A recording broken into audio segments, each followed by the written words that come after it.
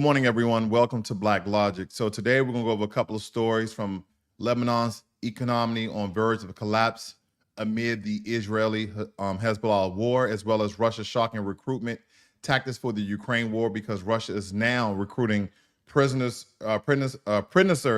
as well as other types of people to join their army as well. We're going to also slightly cover the predators that are exploiting the social media to groom aspiring influencers, as well as Biden signs landmark anti-hazing bill. We kind of went over that yesterday, but I want to go into the good, bad, and ugly of that as well. So let's jump right in.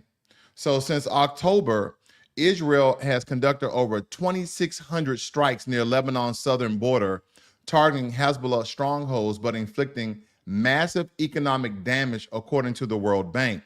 Lebanon has faced over $8.5 billion in damages, with the housing and agriculture sectors mostly hit hard, and over 886,000 people have been displaced, adding to the nation's humanitarian crisis. Lebanon was already grappling with an economic meltdown since 2019, and this conflict is pushing it closer to the brink. With its currency in free fall and unemployment surging, the Lebanese people are calling for urgent international aid, but will the world step up to prevent total collapse? And I guess my major question here is, where are all the people from Lebanon and all these adjacent countries that are at war with each other here in the Middle East? Where are they going to flee to? Where are they going to flock to? Are they going to shift? Because don't forget, we have quite a number of Afghani refugees in America as well. Don't forget, when the Taliban took over, we took over 100,000 refugees from Afghanistan. So again, are Lebanese, refugees, are they going to seek asylum in America? These are some of the questions that we might need to ask, as well as Syrians. Okay, even though we're not potential allies of these countries, but again, we wasn't potential allies of Afghanis as well, but again, that was their terrorist state and not the people themselves. So again, as these stories unfold, more information will be revealed. Vladimir Putin, his government is taking measures to sustain his war in Ukraine. And we've been hearing about all the moves that Putin has been making to win this war. And don't forget, Ukraine has the backing of NATO as well as America. And simultaneously, Trump has come out very publicly and saying he's thinking about removing America from NATO altogether. But facing a shortage of troops, Russia is now recruiting individuals burdened with heavy debts, and even those previously jailed on corruption charges. So he's taking criminals and people who have financial debt that possibly can't pay it back in their lifetime to join the military. So here's how it works. New recruits with large debts can have their financial burdens erased if they agree to serve in Ukraine for at least 1 year. For many, this seems like an escape from crushing economic realities, but critics again argue it's a coercive tactic that exploits vulnerable citizens. Additionally, Russia is tapping into its prison population, offering convicted officials a path out of incarceration if they agree to fight. These tactics raise serious ethical questions and highlight the toll the war is taking on Russian society. What do you think about these measures? Now, as an American and knowing the history of America and how America used to offer people the Marine Corps, offer people the Army when they committed crimes or to avoid jail sentencing, I don't see anything different. Now, when we talk about the debt, again, he hasn't mandated this, that people with large debts and the government deem that you won't be able to pay this back, you must join the military. I didn't see any regulatory mandate that have those people to join inadvertently. So when we look at this, these are options that people can take on their own accord. And here's another way to look at it. There's a lot of people who join the American military to avoid financial hardship, to provide for their family. So is this similar? Is this the same? Because when we look at this, is this anything different than America has ever done? So again, when we look at media altogether and how they report these stories, oh, this is so unethical, America has done it. It's just worded differently. So again, when we get into the etymology of words and how people adjacent words and how they rearrange words, it's all the same. Because America has done this well. People used to come up on charges, whether it be nonviolent or simple assault charges, and the judge, and this was mostly happening in, I believe this mostly happening during the 60s, around the Vietnam War. We were really strapping for troops too. To avoid jail time, people joined the Marine Corps. People joined the Army. So again, he's using one of the American tactics. And if we get into the Nazis, if we get into the term ghetto, did you guys are familiar that they got that term, or the way they arrange people and the way people live, how America did black folk? That's where the Nazis got it from. Having people to live on top of one another with very, very limited resources so they can implode within, so they can destroy themselves. So again, a lot of the taxes that American media looks at other countries, they're just using the same tactics that we've used. Am I stating this is a good thing? Absolutely not. Because it could be coercive, it could be exploitive, the way Russia is handling this. But again, Russia is fighting a multitude of different countries, or essentially they're just fighting Ukraine, but they have the support of NATO. And in the support of NATO, you have America, the most powerful country in the world, inside of NATO. So there you have it. I mean, it's a lose-lose situation if Trump doesn't come in and have both countries sign some sort of ceasefire or peace treaty. And I believe that he'll get this deal done because he's looking at everything as a deal. And essentially everything is a deal. What are you willing to compromise? What are you willing to give? What are you willing to take? So on and so forth. Now, this next story is despicable because this is one of the most disturbing stories you're going to hear. And we've been knowing this for quite some time, but a recent investigation has revealed how convicted sex offenders are exploiting social media platforms to groom children, hoping to become influenced. So they're taking a different toll. They're taking a different avenue because there's a lot of young people on social media, because a lot of people have become very, very rich off of social media. I can only hope and pray and wish. But nonetheless, they've become millionaires off of social media. And a lot of young people are enticed by this fame and this fortune. So there's a lot of people online who are predators who pose as photographers or social media managers that's luring young users with promises of fame and success. Platforms like Instagram and Snapchat have become hunting grounds for these individuals who use fake profiles and false opportunity to gain their trust. Now, for example, a case, and this was overseas in Northern Ireland, involved a predator posing as a teenager boy to manipulate nearly 50 children into sending explicit content.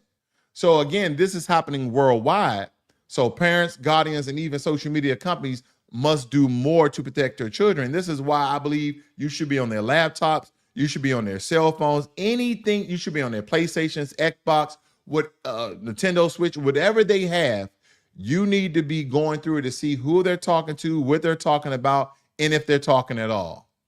Because education, vigilance, as well as trigger platform policies are very essential to combat this alarming trend. Because again, this is not just happening in Europe, Africa, Asia. This is happening worldwide, and it's coming to a child near you, unfortunately. So please monitor your children.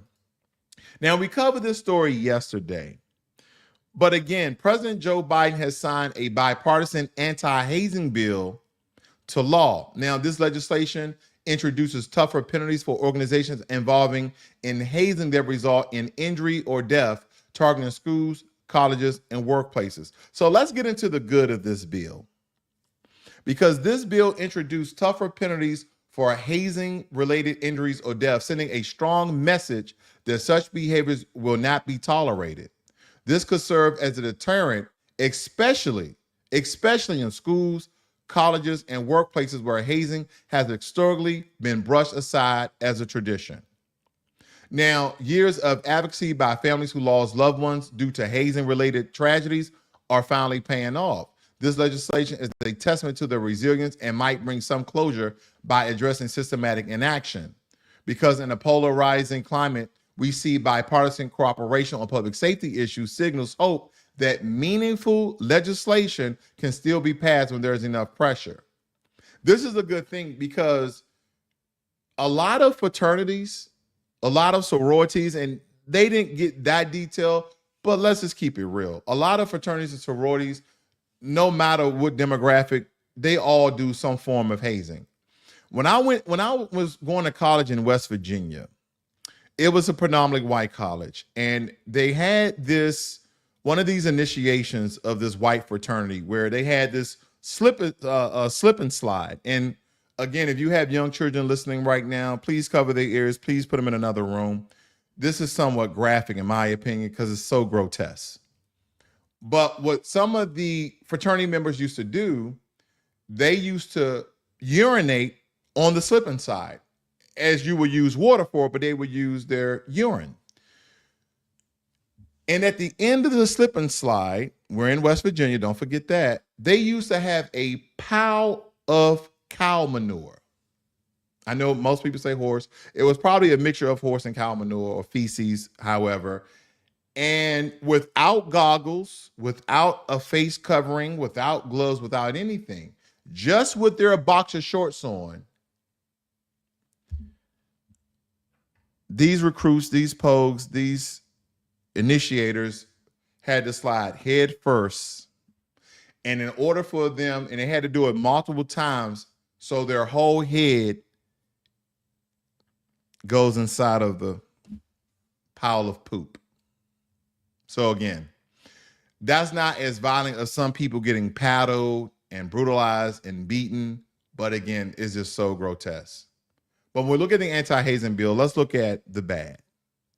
The law targets hazing incidents leading to severe consequences, but enforcement may be inconsistent. Schools and organizations may face difficulties defining and proving hazing in less severe cases, leaving loopholes. Colleges, schools, and workplaces may be overwhelmed by new compliance requirements and penalties. Some organizations may adopt extreme measures to avoid lawsuits, such as banning long-standing traditions altogether, even harmless ones. And not to leave out football, basketball, volleyball, hockey. There's, depending on what pocket of America you're in and which jurisdiction you reside, a lot of these schools on different levels, whether it be high school and college and different organizations, have some sort of hazing that people have to go through to be a part of that organization. Here's the ugly. Critics warn that this could result in over-policing of institutions, with minor incidents being blown out of proportion. Now, are there some minor incidents that I've seen that are somewhat harmless? Somewhat, because even there's hazing with drinking. Well, if you don't drink this amount of money, if you don't play beer pong for 3 hours, then you won't be a member. All these crazy things that they have people to go through. I can't really say it's minor, but should it stop? I believe so. And a lot of people are, oh, this is tradition, this is that. But again, people have died behind some of these hazings, whether it be within sports, colleges, as well as high schools. Like many law enforcement might disproportionately impact certain groups. When we talk about fraternities, sororities, or even minority-led organizations might be scrutinized more harshly than predominantly white institutions, depending on existing inequalities, because Black fraternities and sororities do some of these hazing tactics as well. That's just the nature of the beast. I'm not stating they're the only ones, because all fraternities, sororities, because I stated I went to a predominantly white school and they did this as well. So this is nothing new. Now, we went over this story yesterday as well. In New York City, the National Guard has been deployed to provide additional security in the subway system. This comes after a series of violent incidents that have left many commuters uneasy. National Guard members are assisting NYPD officers with patrols, bag checks, and maintaining order. So let's get right into the good, the bad, and the ugly. Here's the good. The deployment of the National Guard adds a visible security presence, which could deter criminal activity and reassure commuters after recent violent incidents. Safety is paramount for the New York City residents and economic social fabric. And personally, do I agree with the governor's tactics? Do I agree with the support and assistance of Mayor Eric Adams on deploying and putting in place National Guard within their subway? And as you see here, it's over 1,000 National Guard members. Do I agree? I do. I absolutely agree. With extreme circumstances, you have to go to extreme measures. And I know they did it to themselves. You made New York altogether. You made New York City a sanctuary city. They overflooded the city with illegal immigrants. Crime started to rise. And here's the aftermath. Here's the fallout. But let's think about the police officers, because the NYPD has been stretched thin by staffing shortages and other responsibilities. Bringing the National Guard provides additional manpower without overburdening local law enforcement. Some of these police officers was working 16-hour days, if not more. Just think about when you have cognitive decline because you're not getting proper rest, you're not getting 6 to 8 hours, you're not getting 6 to 9 hours of rest, you have brain fog and you start to make irrational decisions. So think about in already a heightened state where you're always on your guard as police officer, because there's always things going on in New York City, which has always had one of the most highest crime rates because of the different many people inside the city. And now with illegal immigration, they needed some relief. And this is the only way, again, that I see fit, because again, you will have to recruit more police officers, train them. How long that's going to take? The National Guard, Army, Marines, Air Force, they already know how to secure. And they're just being in place. I'm trying to see if I've seen any of them with guns. Okay, he does have a gun. Joint Task Force, Empire Shield. So they already have a name of this, okay? Let's see here. Let me see if I can find any more information here. You have this gentleman here, Specialist Aliyah. I don't know the guy's name here, but nonetheless, they are armed, and it looks like they are. And I don't know if I don't want to let the cat out the bag with my former military experience and knowledge. Let's just say he's locked and loaded. Let's see what sight he has on his weapon. Yeah, I'm a gun person. Sorry, I don't know if that's an ACOG or a red dot. I don't know what sight that is, but nonetheless, okay, I was just intrigued by the sight. My apologies. But this is the government's quick action that shows it's taking public safety concerns seriously, okay? Again, this is my opinion, this is my conjecture, because many cities struggle with slow responses to crisis, but NYC has acted decisively here. And again, this is New York City way of winning over Donald Trump, because Tom Homan, the new incoming border czar, and Donald Trump has stated, no, they're going to use National Guard troops. They're going to ask the states to use National Guard troops. And if not, they may use federal troops. But I believe they're going to give the states incentives to use National Guard troops, which will help them. But again, this is the way that the Democrats of New York are trying to win over the president of Donald Trump and get in good favor, because again, they're going to need additional monies to keep this up. Their budget is going to be hurting. They are already in debt. Okay. Now here's the bad. Deploying the National Guard is a band-aid solution. It doesn't address the underlying causes of crime in the subway system, such as homelessness, mental health issues, systematic poverty, as well as illegal immigration. The presence of military personnel in public spaces might make some commuters uneasy. Public transportation should feel accessible, not entering a security checkpoint. But in my opinion, I'm okay feeling uneasy if I'm safe. That's a good trade-off, is it not? That's just my conjecture.